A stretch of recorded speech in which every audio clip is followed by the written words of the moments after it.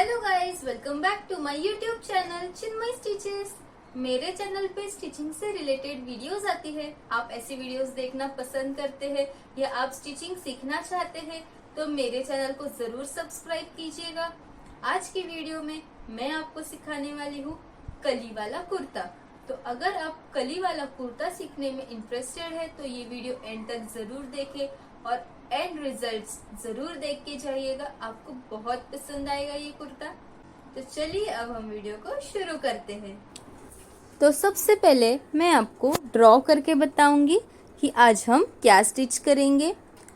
उसके लिए मैं सबसे पहले एक अम्ब्रेला कुर्ती का शेप ड्रॉ कर रही हूँ, ए लाइन अम्ब्रेला कुर्ती। और इसमें सेंटर में मतलब वेस्ट में जॉइंट नहीं होगा। ये हम हमेशा वेस्ट तक जॉइंट रखते हैं तो इसमें जॉइंट नहीं होगा। इसमें होंगी कलियां, इस तरीके से फ्रंट में कलियां आने वाली है। जैसे आप देख सकते हैं उसी तरीके से हम कलियों का शेप ड्रॉ करेंगे और उन्हें कट करेंगे।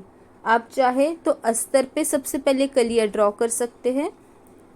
मैं आपको पेपर कटिंग करके बता दूंगी। इन कलियों को कटिंग करके आपस में जॉइन कर लेना है और फिर हम एक कुर्ती में फिनिशिंग देंगे। तो आगे 4 कलीज होंगी, फ्रंट में 4 कलियां और बैक साइड में 4 कलियां। तो अब हम इसकी जो कटिंग है वो पेपर पे करने वाले हैं। और पेपर मैंने बहुत 3-4 पीसेस की पेपर जॉइन करके इसकी लेंथ बना ली है, जो कि शोल्डर टू बॉटम की लेंथ 50 इंचेस ली है मैंने। आप आपकी लेंथ के हिसाब से पेपर ले सकते हैं या फिर आप अस्तर पे इसकी कटिंग कर सकते हैं। तो सबसे पहले जो फुल लेंथ है वो हम मेजर करेंगे और मार्जिन ऐड करके ले लेंगे।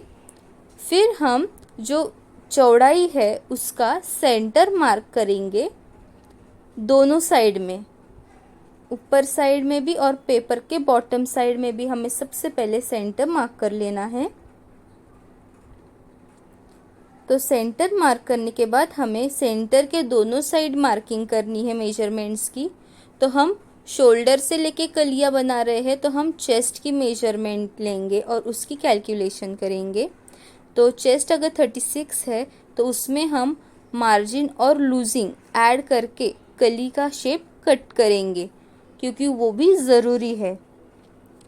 तो इसमें अब हम दोनों साइड पे 2-2 इंचेस ऐड कर रहे हैं, फ्रंट में 2-2, बैक में 2-2। तो मैंने इस तरीके से इसमें 8 इंचेस ऐड किए हैं और डिवाइड बाय 8 किया है, 44 डिवाइड बाय 8। तो इसका जो 5.5 मेजरमेंट आएगा उसमें हम ½ इंच ऐड करेंगे, क्योंकि कलियां आपस में जॉइन करने के लिए भी हमें थोड़ा फैब्रिक लगेगा। तो 6 इंचेस आया है तो हमें सेंटर से दोनों साइड 3-3 इंच पे मार्किंग करनी है। अगर आप वेस्ट टू बॉटम कलियां बना रहे हैं तो आप वेस्ट का मेजरमेंट लीजिए, उसमें मार्जिन ऐड कीजिए, लूजिंग ऐड कीजिए और उसको डिवाइड कीजिए। आपको जितनी कलियां बनानी है उतने से। मैं 8 कलियां बना रही हूँ इसलिए मैंने 8 से डिवाइड किया है। बॉटम में मैंने 6 का डबल 12 इंचेस लिया है और दोनों साइड 6-6 इंच पे मैंने मार्किंग की है। अगर आपके पास बहुत सारा कपड़ा है तो आप 12, 15, 20 कलियां बना सकते हैं। इसी तरीके से नीचे घेर बढ़ता जाएगा और बहुत ही प्यारा लगेगा। अब हम इसको जॉइन कर लेंगे और कली का शेप ड्रॉ करके इसे कट कर लेंगे। इस तरीके से आप एक पेपर कटिंग करके अपने पास रख सकते हैं, ताकि आपको जब भी ड्रेस बनाना हो कली वाला, आप वो पेपर कटिंग यूज़ करके ड्रेस बना सकते हैं। तो अब हम इसे कट कर लेंगे। अगर आपको इसमें कोई भी डाउट लगे तो आप ज़रूर पूछ सकते हैं, मैं आपको डाउट्स क्लियर करूँगी।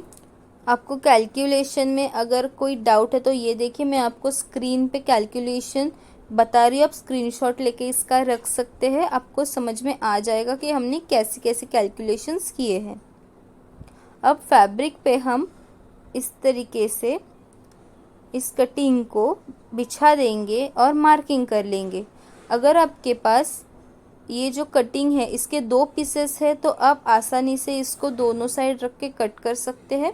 एक पीस है तो आप पहले मार्किंग कर लीजिए और फिर इसे उठाइए और वो मार्किंग से इस तरीके से उल्टा रखिए और दूसरी कली कट कीजिए।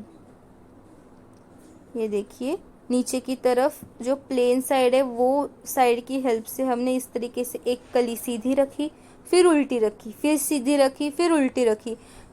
ऐसे करने से हमारी बहुत सारी कलियां हमें मिल जाएंगी। अगर हम एक ही तरफ कली का डायरेक्शन रखेंगे तो कपड़ा वेस्ट हो सकता है। इस तरीके से कटिंग करेंगे तो हमारा सारा कपड़ा अच्छे से यूज़ होगा और कलियां भी बहुत सारी बनेंगी। तो ये देखिए हमारी कलियां बन चुकी है और ये बचा हुआ फैब्रिक जो है वो हम इसका भी कोई यूज़ करेंगे बॉर्डर का।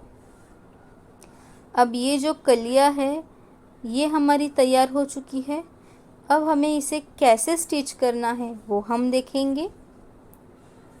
आपको अगर कोई डाउट हो तो आप पूछ सकते हैं। ये कुछ इस तरीके से एक साथ आने के बाद दिखेंगी।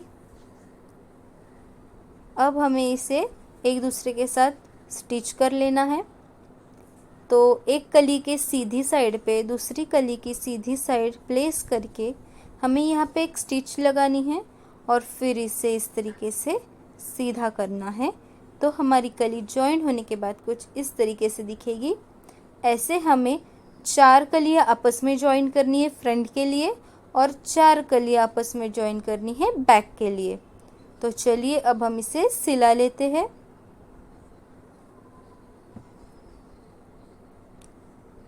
तो चलिए अब हम स्टिच कर लेते हैं इसे। इसी तरीके से आपको कलियां स्टिच करते जाना है, लेकिन ध्यान रखें बराबर एक के ऊपर एक फैब्रिक होना चाहिए। अब हम इसे सीधा कर लेंगे और फिर हम दूसरी कली इस पे प्लेस कर लेंगे और फिर उसे भी स्टिच कर लेंगे। तो चलिए अब हम इसे भी स्टिच कर लेते हैं। बहुत ही आसान तरीका है, बस आप कली बनाना सीख जाएंगे तो ये भी आपको बहुत आसानी से आ जाएगा। ऐसे आप कली वाला घाघरा भी बना सकते हैं। तो मैंने यहाँ पे कुछ न्यू ट्राई किया है। मैं कली पूरी शोल्डर से लेके बॉटम तक यूज़ करने वाली हूँ ताकि एक बहुत ही अलग सा और प्यारा सा लुक आए। वरना यूजुअली हम वेस्ट से कली यूज़ करते हैं, शोल्डर टू वेस्ट हम एक अलग कटिंग कर लेते हैं और उसके नीचे हम कली वाला घेर बनाते हैं। पर यहाँ मैंने सोचा हम कुछ अलग ट्राई करते हैं। तो अगर आपको ये आइडिया पसंद आई हो तो वीडियो को लाइक भी ज़रूर कीजिएगा। अब हम इसमें गोटा पट्टी ऐड करेंगे। जो हमारे जॉइंट्स है उनमें हमें एक टॉप स्टिच देनी होती है, तो वो टॉप स्टिच देते हुए मैं इसमें गोटा पट्टी ऐड कर रही हूँ ताकि जो जॉइंट है उस पर सिलाई भी अच्छे से बैठ जाए और एक प्यारा सा डिज़ाइन भी बन जाए जो कि खिलके दिखे। क्योंकि अगर हम ऐसे ही इसे सिल देते तो इतना ये खास नहीं लगता, लेकिन गोटा पट्टी लगाने से इसमें एक प्यारा सा इफ़ेक्ट आ जाएगा। आप चाहते तो इसमें समोसा लेस लगा सकते हैं या फिर आप जो क्रोशे वाली लेस आती है वो भी इसमें लगा सकते हैं। आपके फैब्रिक को जो लेस सूट करे आप वो लेस लगाइएगा। लेकिन जो चमकी वाली लेस होती है, शिमर वाली, हेवी वाली लेस, वो फैब्रिक के हिसाब से आप चूज़ कीजिएगा, वरना वो बहुत ही गॉडी दिखेगा और आपको वो पसंद भी नहीं आएगा। तो इस तरीके से हमें फ्रंट और बैक का पार्ट रेडी कर लेना है। तो अब मैं इसका आपको लुक दिखा देती हूँ। बहुत ही प्यारा बन के रेडी हुआ है। जब हम इसकी कटिंग करके इसको स्टिच करेंगे तब इसका प्रॉपर लुक आएगा। हम इसके बॉटम में इसकी जो बॉर्डर निकली है वो भी लगाने वाले हैं, फिर तो और भी खिल के दिखेगा। तो आपको ये कैसा लगा आप मुझे ज़रूर बताइएगा। तो अब हमें इसकी प्रॉपर कटिंग करनी है जैसे हम कुर्ते की करते हैं और फिर इसे स्टिच कर लेंगे। तो चलिए इसकी कटिंग कर लेते हैं। दोनों पोर्शंस मैंने इस तरीके से रेडी करके आपस में एक दूसरे के साथ रख दिए हैं। अब हम दोनों की साथ में कटिंग करेंगे। इसको हम फोल्ड कर लेंगे। अब हमें इसमें मार्किंग करनी है। सबसे पहले शोल्डर की मार्किंग करेंगे। शोल्डर मैंने 6.5 इंचेस लिए है और इसका आर्म होल मैंने 6 इंचेस लिया है। चेस्ट के लिए हम 36 चेस्ट है तो 36 को 4 से डिवाइड करेंगे और जो भी आएगा उसमें 2 इंचेस की मार्जिन रखेंगे, जिसमें से हाफ इंच हमारी लूजिंग होगी। स्टिच आएगी 1.5 इंच पे। वैसे ही वेस्ट के लिए हम मार्किंग करेंगे 13 इंच पे। सबसे पहले मार्क करेंगे शोल्डर से लेके और वो 13 इंच पे हम वेस्ट राउंड की मार्किंग करेंगे। वेस्ट राउंड 32 है, डिवाइड बाय 4 किया प्लस 2 किया। अब हम सारे पॉइंट्स ज्वाइन करेंगे और ए लाइन का शेप दे देंगे। आर्म होल के लिए हम एक कर्व में शेप देंगे और फ्रंट के लिए डीप आर्म होल बनाएंगे। अगर आप ये डायरेक्ट नहीं बना सकते तो आप कर्व यूज़ कर सकते हैं। नेक के लिए मैं बोट नेक रेडी करने वाली हूँ, तो 4 इंचेस बाय 3.5 इंचेस का हम ये नेक रेडी करेंगे और अब हम इसकी कटिंग कर लेंगे। मैं आपको स्लीव्स भी बनाना बता रही हूँ। अगर आप जानते हैं स्लीव्स बनाना तो आप ये पार्ट स्किप कर सकते हैं। 4 फोल्ड कर लीजिए फैब्रिक को और दोनों साइड से लेवल कर लीजिए, स्ट्रेट कट कर लीजिए और फिर हम इसकी प्रॉपर कटिंग करेंगे। तो अब हम आर्म होल के लिए जो हमारी ड्रेस का आर्म होल था उसको मेजर करेंगे और फ्रंट का आर्म होल भी मेजर करना ना भूले, वो ज़्यादा बड़ा होता है बैक वाले से।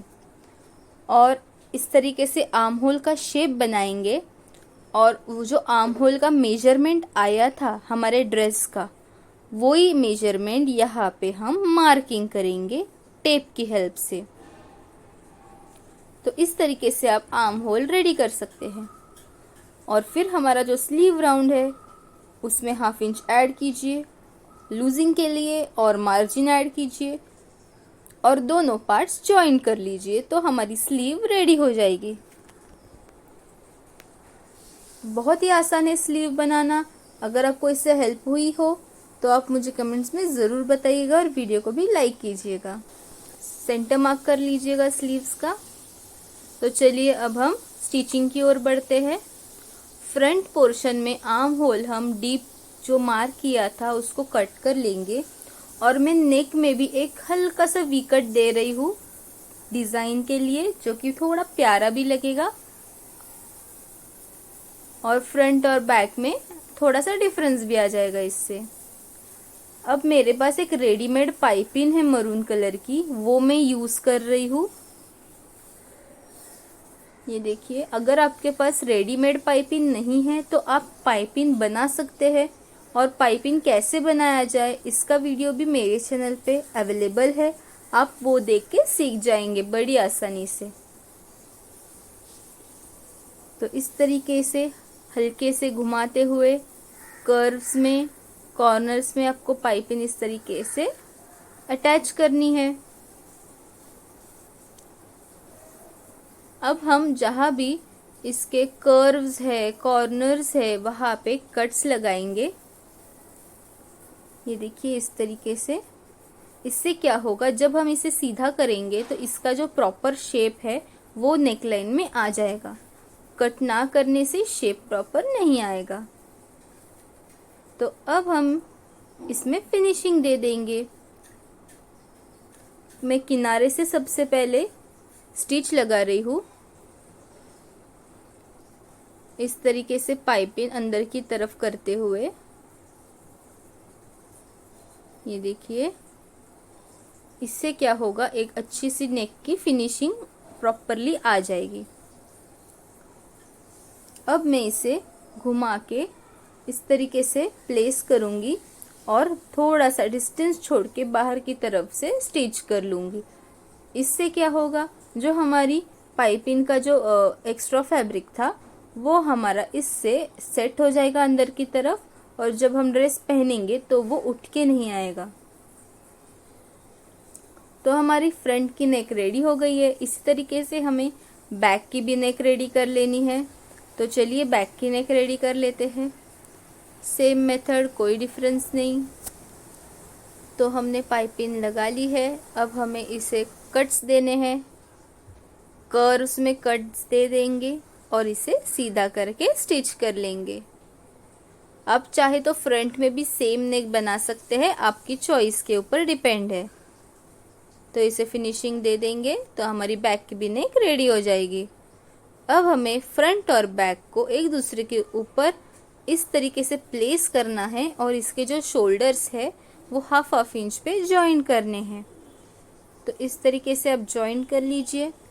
मैंने यहाँ पे सिंगल स्टिच लगा के बताया है, आप डबल स्टिच ज़रूर दीजिएगा इसमें, ताकि इसकी स्टिचिंग जो है वो पक्की बैठ जाए। तो शोल्डर्स जॉइन होने के बाद हम इसमें स्लीव्स ऐड करेंगे। तो स्लीव्स आप ऐड करते वक्त अगर आपको दिक्कत आती है तो उसके लिए मैं आपको एक तरीका बताती हूँ। और सबसे पहले हम इसे इस तरीके से खोल के रख देंगे और फिर जहाँ पे शोल्डर जॉइन किया था वो सेंटर और ये स्लीव्स का सेंटर, इसे आपस में पहले जॉइन करके हम स्टिच करना वहाँ से स्टार्ट करेंगे। फिर दोनों तरफ जो है इक्वली कपड़ा आ जाएगा। अगर आपको स्लीव्स जॉइन करना आता है तो आप इस तरीके से स्लीव्स जॉइन कर सकते हैं बड़े आसानी से, स्टार्ट टू एंड। वरना आप सेंटर से जॉइन कीजिए तो कोई आड़ा टेढ़ा कपड़ा नहीं जाएगा, दोनों तरफ इक्वली बराबर स्लीव आ जाएगी।